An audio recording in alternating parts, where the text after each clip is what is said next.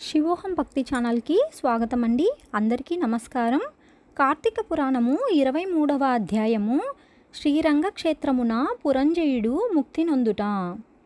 అగస్త్యుడు మరల అత్రి మహర్షిని గాంచి, ఓ ముని పుంగవ, విజయమందిన పురంజయుడు ఏమి చేసెనో వివరింపుమని అడుగగా అత్రి మహాముని ఇట్లు చెప్పిరి.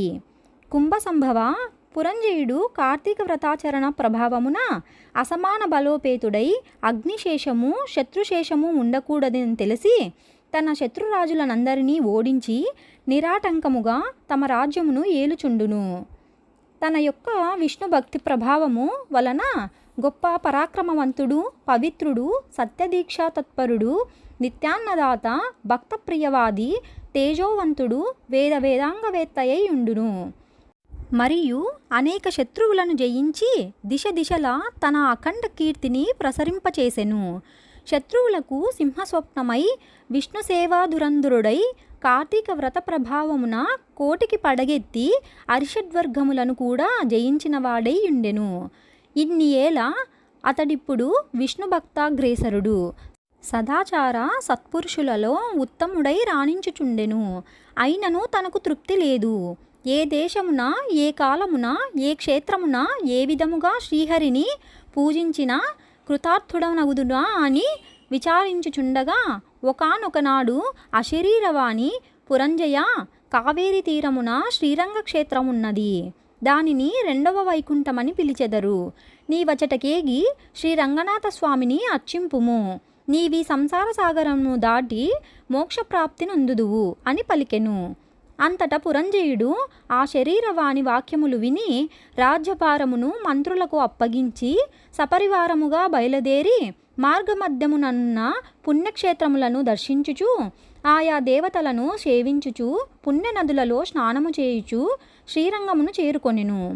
అక్కడ కావేరీ నది 2 పాయలై ప్రవహించుచుండగా మధ్యనున్న శ్రీరంగనాథాలయమున శేషశయ్యపై పవలించియున్న శ్రీరంగనాథుని గాంచి పరవశముంది చేతులు జోడించి, దామోదర, గోవింద, గోపాల, హరి, కృష్ణ, వాసుదేవ, అనంత, అచ్యుత, ముకుంద, పురాణపురుష, హృషీకేశ, ద్రౌపదీ మాన సంరక్షక, దీనజన భక్తపోష, ప్రహ్లాదవరద, గరుడధ్వజ, కరివరద, పాహిమాం రక్షమాం దాసోహం పరమాత్మ దాసోహం అని విష్ణు స్తోత్రమును పఠించి కార్తీక మాసమంతయు శ్రీరంగమునందే గడిపి తదుపరి సుపరివారముగా అయోధ్యకు బయలుదేరెను.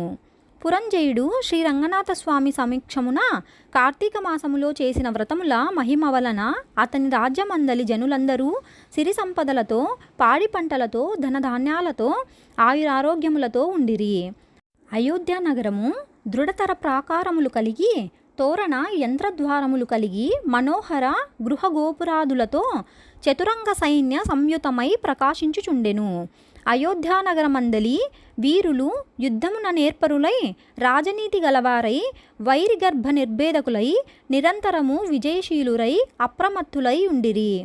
ఆ నగరమందలి అంగనామణులు హంసగజగామినీలు పద్మపత్రాయ లోచనులనై విపుల శ్రోణిత్వము, సూక్ష్మమధ్యత్వము, సింహకుచపీనిత్వము కలిగి రూపవతులనియు, శీలవతులనియు, గుణవతులనియు ఖ్యాతి కలిగి ఉండిరి. ఆ నగరమందలి వెలయాండ్రు నృత్యగీత సంగీతాది కళా విశారదలై, ప్రౌఢులై, వయోగుణ రూపలావణ్య సంపన్నలై, సదామోహన హాసాలంకృత ముఖశోభితులై ఉండిరి. ఆ పట్టణ కులాంగణలు పతిశుశ్రూష పరాయణులై, సద్గుణాలంకార భూషితులై, చిద్విలాస హాసోల్లాప పులకాంకిత శరీరలై ఉండిరి. పురంజయుడు శ్రీరంగ క్షేత్రమున కార్తీక మాస వ్రతమాచరించి సతీ సమేతుడై ఇంటికి సుఖముగా చేరెను. పురంజయుని రాక విని పౌరజనాదులు మంగళవాద్యాతుర్బద్ధనులతో ఎదురేగి నగర ప్రదక్షిణ చేసి నిజాంతఃపురమున ప్రవేశపెట్టిరి. అతడు ధర్మాభిలాషయై, దైవభక్తి పరాయణుడై రాజ్యపాలన మొనర్చుచు కొంతకాలము గడిపి వృద్ధాప్యము వచ్చుటచే ఐహిక వాంఛలను వదులుకొని తన కుమారునికి రాజ్యభారమును అప్పగించి పట్టాభిషిక్తుణ్ణి చేసి తాను వానప్రస్థాశ్రమమునకు స్వీకరించి అరణ్యమునకేగెను. అతడ వానప్రస్థాశ్రమమందు కూడా ఏటేటా విధి విధానముగా కార్తీక వ్రతం ఆచరించుచు క్రమక్రమముగా శరీరముడుగుటచే మరణించి వైకుంఠమునకు పోయెను. కావున ఓ అగస్త్య, కార్తీక వ్రతము అత్యంత ఫలప్రదమైన మహత్యము కలది. దానిని ప్రతివారును ఆచరించవలెను. ఈ కథ చదివిన వారికి, చదివినప్పుడు వినువారికి కూడా వైకుంఠ ప్రాప్తి కలుగును. 23వ అధ్యాయము 23వ రోజు పారాయణం సమాప్తం.